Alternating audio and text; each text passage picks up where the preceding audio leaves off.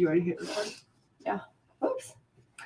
Hello, everybody. Happy Thursday. Today is our second of our 5 holiday series. We'll also be doing interviews with some of our practice members on some of these topics, so you can hear from them too. But today's from us again. And our second topic is food for thought, because everything around the holidays seems to be often surrounded by food as well. And the average American, surprisingly, gains about 5 pounds between Halloween and New Year's. So that's a lot, 5 pounds. It's also a quarter of the year. If you break it down in months, it's 3 months of the year. So a quarter of the year we're celebrating holidays or holiday season. And it's actually so much more than that. You think of birthday parties and retirement parties and other holidays that happen throughout the year. It truly is about a third of the year that we change our mindset when we think, oh, it's a holiday, I'm going to eat this certain way or act this certain way or do what I do because it's holiday season. So the first thing is celebrating a day as the day instead of as the season, and making sure that we approach food with that thought. Another statistic for you, which I will not bore you with, very soon we'll talk about action steps from all three of us and different ideas that we put together for you, is how much that means for consumption versus poundage gained, because not everyone always gains weight when they eat certain foods. So the average American gains eats 152 pounds of sugar a year, 133 pounds of flour, which flour is a grain. It touches your mouth and it instantly turns into sugar. So the total is over a pound of simple carbs per day is consumed by the average American, which is absolutely incredible. So we want to cut that down as much as possible and make sure we're not overdoing it during the holiday season. Often we think if I drink more water or if I exercise really, really hard or I start my gym membership early, that will cancel it out. And the calorie intake versus the calorie output just doesn't work that way.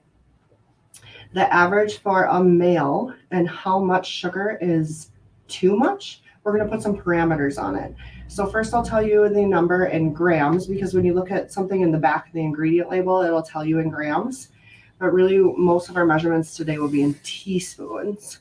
So for men, they get a little bit more that their body can break down quite a bit easier.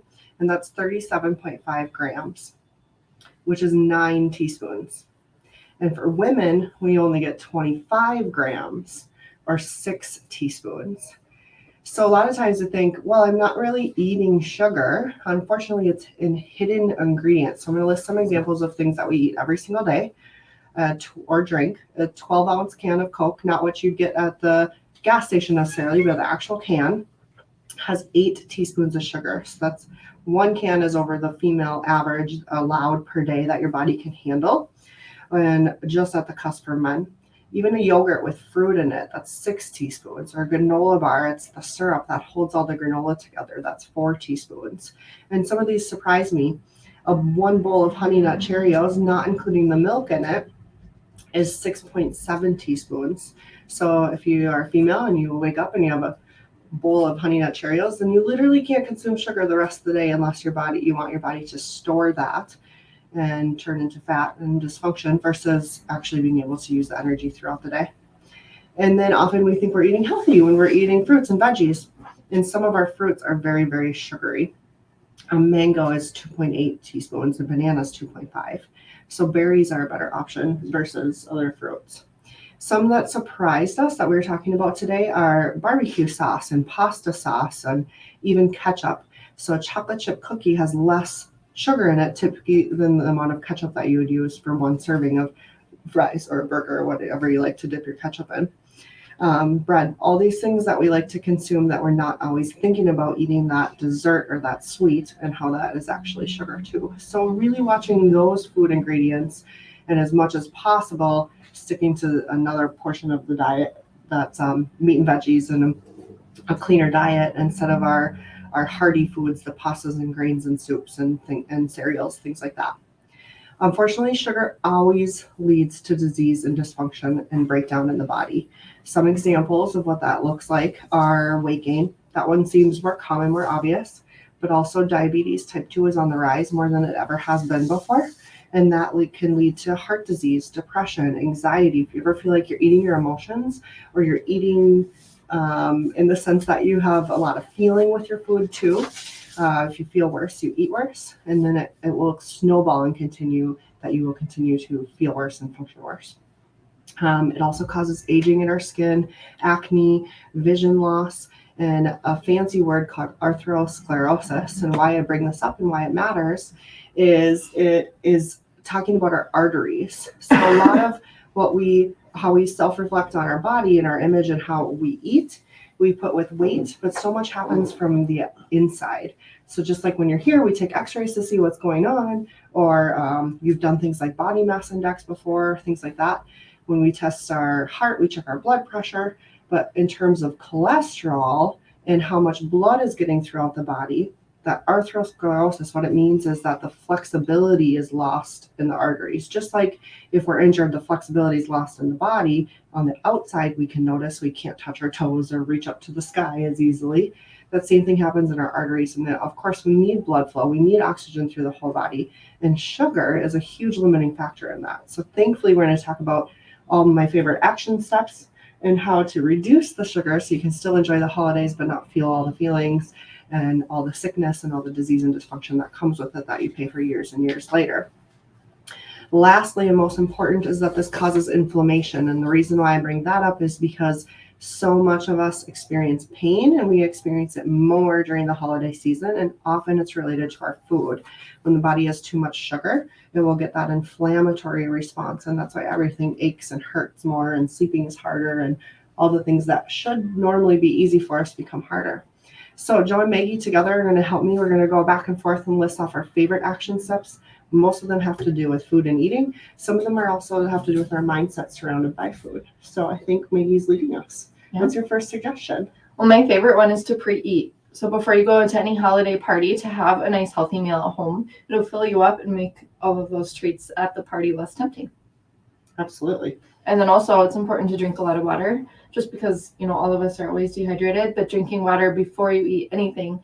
So if you decide you are going to have a holiday cookie, like try to drink a whole 12 ounces of water first. Or even before your coffee in the morning is, even here sometimes we think coffee, but if you drink a glass of water before you have your coffee or in between each one of them, like we talked in the back to school tips, that's a really easy way to get more of that hydration and eat less food in sense. Mm-hmm. A good thing for in the morning would be to get a workout in, and it doesn't have to be necessarily an hour of a workout. It could be a 10-minute workout, 15-minute workout. Something that we've done before in the office is called high intensity interval training, which is just where you're working at obviously high intensities for short amounts of time, and you can get through that pretty quick. And then you had examples of your stretch video you posted a few weeks ago, and it's fast paced. You can watch and see all the different moves that you do. And even walking releases endorphins, and a really easy way to jumpstart your brain and get your body in a better mood for the day. And obviously the best way to do that is just to get into the routine of doing that. So whether that is you're actually working out or just getting your body used to waking up a little bit earlier, or getting 10 minutes stretching in the morning. Once you're into that routine, then you can obviously start adding to it. Yeah, awesome. Obviously, after working out or throughout the day, you would want to eat a lot of foods that are high in protein. So things like meat, fish, nuts, eggs, all that kind of thing. Your body, and you can correct me, your body burns 20 to 30% of the calories of protein, just due to the heat that it adds to your body. So again, that's decreasing your calorie intake there as well. Yeah, keeps you warm, keeps your blood flowing, also curbs your hunger for a lot longer, and it's healthy for your brain. It needs those proteins to work harder to break down and to have better memory and cognitive function and all those happy things too. And it easy as you work out and you do a protein shake right after, something like that's a really easy way to get in your extra protein rich foods. Avoid all artificial sweeteners. So for example, obviously if you're having like a Diet Coke or a zero sugar Coke, it's obviously still not ideal. These are better off drinking water or something else that's a bit healthier than that.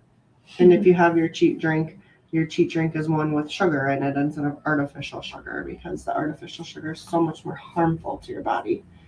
and it literally makes you fat. But if you are craving something sweet, fruits, especially berries, are going to be your best option. Oh yeah. And you can train your palate that way. So even dark chocolate, if it's 70% or higher, and it's measured in cocoa, how much cocoa per sugar is, it has a lot of benefits for you and your brain function too. And so what better way to enjoy a little bit of chocolate and berries for your dessert versus a full-on cake or pie or something of that sort. Also increasing your fiber. So when we eat differently, and we often do when the seasons change, is our bowels start to slow down, and they're not fun to talk about, but they're really not fun if you're dealing with it. And so there's things like psyllium husk. That's a supplement form of something that you can do. But in general, eating things with color, our plates get really bland in the winter. So adding colorful foods to your diet will increase your fiber. It will increase your regulation. And if you're not backed up, you'll be eating more anyway, but you'll be making better choices. In line with eating high protein is eating healthy fats. So these would be your nuts and seeds, and then making sure it's man-made. So instead of vegetable oil, canola oil, especially if you're doing a lot of baking, throw those things out. Crisco, it's not even a real ingredient. If you put it in front of ants, they won't even eat it because it's not real at all. So not that you want ants in your house, but you want real foods. You want real butter, which is good fat, real oils, which are olive oil, hazelnut oil, sesame oil is our favorite for a little bit of that smoky taste. Avocado oil, any of those are really good. Coconut, and those saturated fats. The best part is that our brain and our spinal cord and all of our nerves and how they communicate with each other are covered in fat. It sounds crazy, but it protects our organs and it protects our lifeline. And so we need good fats to replenish the fat that we already have. And we're not talking about overweight fat. We're talking about fat to survive. Yeah. And then if you are going to eat a treat, or really any food in general, you should be mindful while you're eating. Sit down, focus on what you're doing, and really enjoy it. Because then maybe you can get more enjoyment out of your treat instead of needing to continue to eat the Like treats. making an event out of it. Exactly. Enjoy Good it, idea. realize what you're doing, and also manage your emotions before you're eating. Think like, am I hungry? Why am I eating? When have I had enough? All of those good questions. And not watching TV while you do it. If you're doing something while you're talking in front of the snack bowl, or you're watching TV while you're doing it, then you're not being mindful of what you're putting in your body, and that you're actually trying to fill yourself instead of not. Mm-hmm. Getting adjusted is huge at this time. We suggest more adjustments during the holiday season than any other time. This is your fastest, most long-term resolution for stress. And by stress, it could be the emotional stress. It could be the physical stress of what we put our body through, shoveling and slipping on the ice and everything else we do in the winter. And then really importantly, like we're talking about today, is the chemical stress, what we put in our bodies. And so adjustments is hands down the easiest way to heal. Another good thing for healing is getting enough sleep. It also also cuts down on, for me anyways, I love a late night snack. So I've already nourished my body enough for the day. Just going to bed earlier cuts down on that. That's a great idea. A good way to decrease stress would be finding gratitude in things. So things, for example, would be spending time with your family. Does your car get you to work? I'm listing things that I don't really. Yeah, something you're thankful for. Yeah. So what is it that makes you thankful and all that? And so much of the holiday is about gift giving, and not that that's a bad idea. We just had a video on Monday all about it, but in the sense of also being thankful for what you already have and giving gratitude to that. Practice forgiveness. So, for example, I mean, it's obvious, right? But if something doesn't quite go your way, or maybe I don't know, one for me is road rage. So obviously Someone cut you off, everyone's struggling driving with the snow just now. So I don't know, maybe just be mindful and forgiving, and you're not necessarily beefing at everyone, you know. So put in perspective. Maybe they're having a worse day than you are. Exactly. Yeah. And when you say put it in perspective, you said a really good quote. If it doesn't matter in 5 years, don't spend more than 5 minutes on it. That's a really good quote, I think, to focus on perspective. And just think 5 years. Nope, doesn't matter. 5 years. Yes, it might. Maybe I'll spend more time on Right. that. Now I have to actually focus on this. And then also just looking for the silver lining in things too. There's always something going well. Like you said, in the snow and driving, you can be grateful for your brakes or grateful for your safety. Grateful you got where you're going, even if it took a little extra time.